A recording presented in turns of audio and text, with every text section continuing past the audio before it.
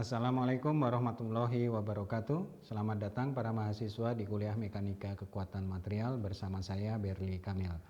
Pada kesempatan ini saya akan membahas bagaimana menghitung gaya internal berupa gaya normal, gaya geser, dan momen lentur pada sebuah balok yang menerima beban kombinasi. Topik ini sangat bermanfaat untuk menggambar SFD dan PMD. Mari kita mulai dengan contoh seperti yang kita dapat lihat di layar berikut. Jadi di sini ada sebuah problem di mana kita diminta untuk menghitung gaya internal yang terjadi pada segmen AC, CD, dan pada segmen DB. Baik, langkah pertama yang harus dilakukan itu adalah tentu saja menggambar diagram benda bebas untuk menentukan berapa besar gaya reaksi tumpuan yang terjadi pada titik B.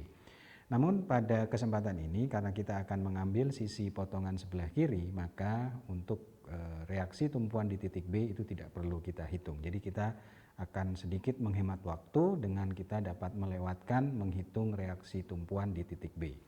Jadi kita langsung masuk ke segmen AC.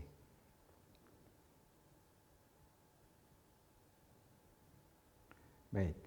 Kita lakukan potongan di antara titik A dan di C dan kita ambil sisi potongan yang ada di sisi sebelah kiri. Karena di situ tidak ada reaksi tumpuan yang harus kita hitung terlebih dahulu. Baik, diagram benda bebasnya akan berbentuk seperti ini.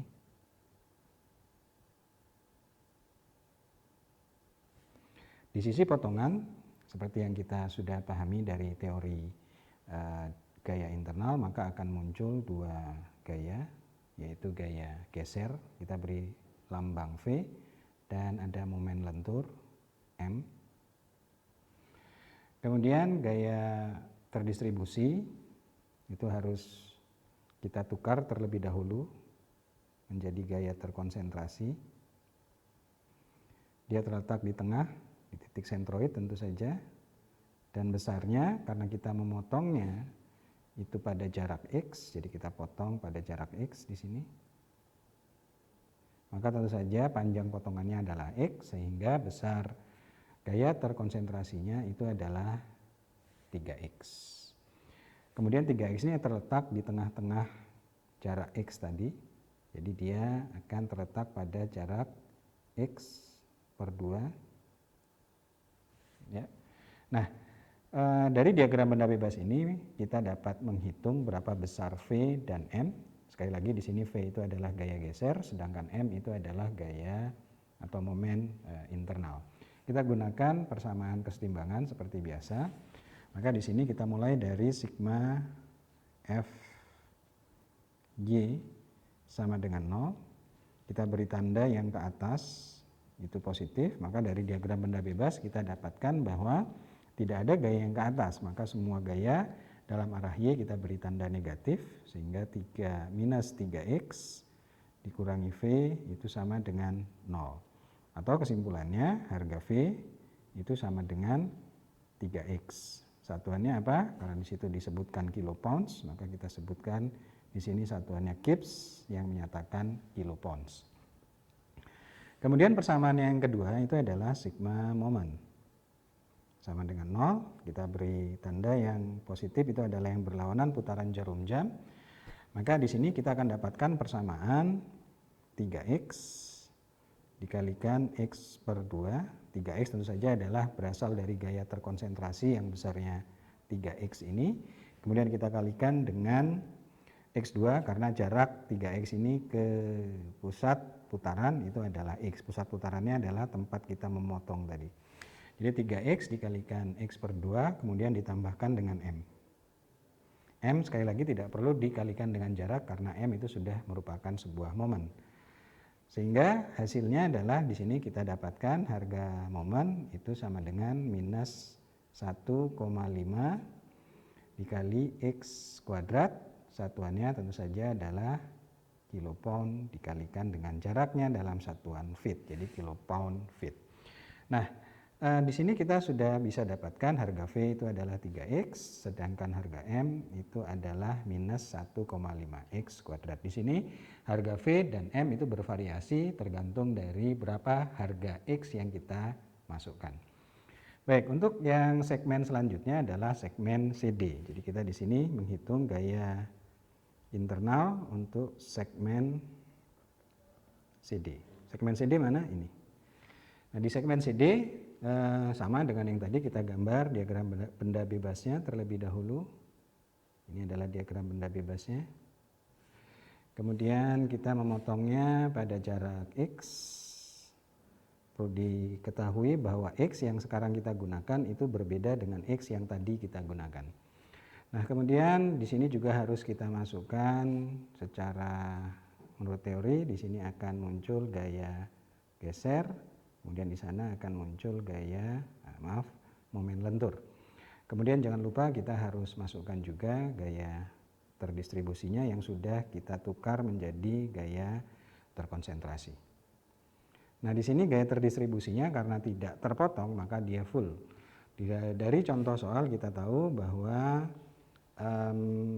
panjangnya itu adalah 8, kemudian tingginya adalah 3, sehingga gaya terkonsentrasinya yang bisa kita pakai itu adalah 8 kali 3, 24 kilopons.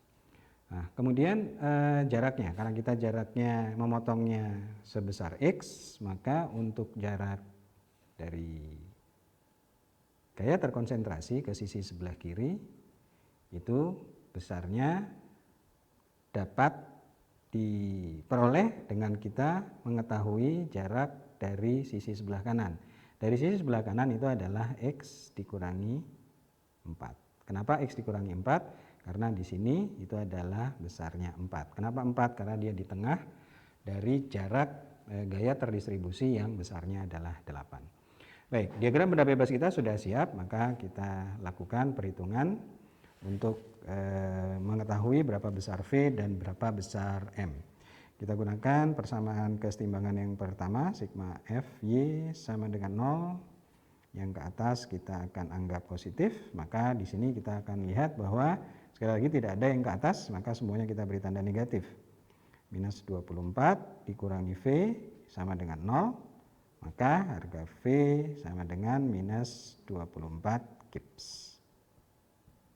Cukup sederhana untuk menghitung gaya geser yang terjadi pada segmen CD. Dan di sini kita bisa lihat bahwa harga V itu berbeda dengan tadi yang di segmen AC, di mana di segmen AC gaya V itu bervariasi tergantung harga X, sedangkan di segmen CD harga V itu konstan. Di sini ditunjukkan dengan tidak ada harga X di situ, minus 24, berarti dia harganya konstan.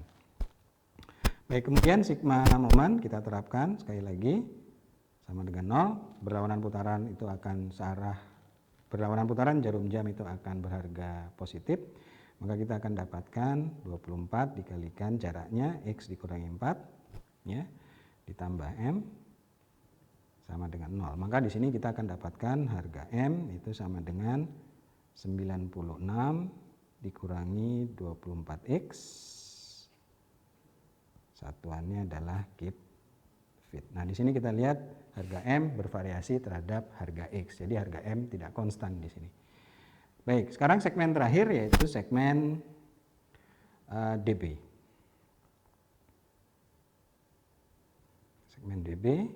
Diagram benda bebasnya kita gambar dulu.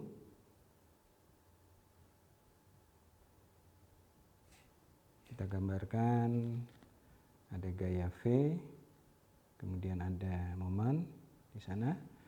Kemudian kita tidak lupa memasukkan gaya terdistribusi, di mana kita tukar menjadi gaya terkonsentrasi, besarnya adalah 24 kip. Kemudian kita gambarkan atau kita konversikan gaya 10 kips ini menjadi sebuah pasangan kopel gaya, di mana gayanya besarnya adalah 10, sedangkan kopelnya itu besarnya adalah 20. Kemudian kita juga harus definisikan jarak-jarak. Ini besarnya adalah, secara keseluruhan besarnya adalah X, kemudian ini adalah besarnya X dikurangi 9 dan sisi yang dari gaya ini ke sana, itu besarnya adalah X dikurangi 4. Baik, ini adalah diagram benda bebas kita. Kemudian langkah selanjutnya kita terapkan konsep kesetimbangan sigma F X sama dengan 0. Maaf, bukan X ya, tapi Y, sigma FY sama dengan 0. Yang ke atas itu harganya positif, maka kita akan dapatkan minus 24 dikurangi 10 dikurangi V sama dengan 0. Maka kita dapatkan harga V itu sama dengan minus 34 Gibbs. Ya, di sini kita dapatkan harga yang konstan untuk harga V. Kemudian kita gunakan persamaan yang kedua, yaitu sigma moment sama dengan 0. Yang berlawanan putaran jarum jam itu kita beri tanda positif, maka hasilnya adalah M ditambah, kita perhatikan 24, gaya 24 ini dikalikan dengan jaraknya, yaitu jaraknya X dikurangi 4. Kemudian ditambah 10, mana 10? Ini 10.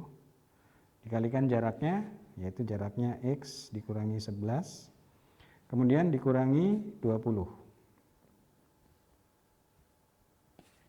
Karena berupa momen, dia tidak perlu dikalikan dengan jarak, itu sama dengan 0.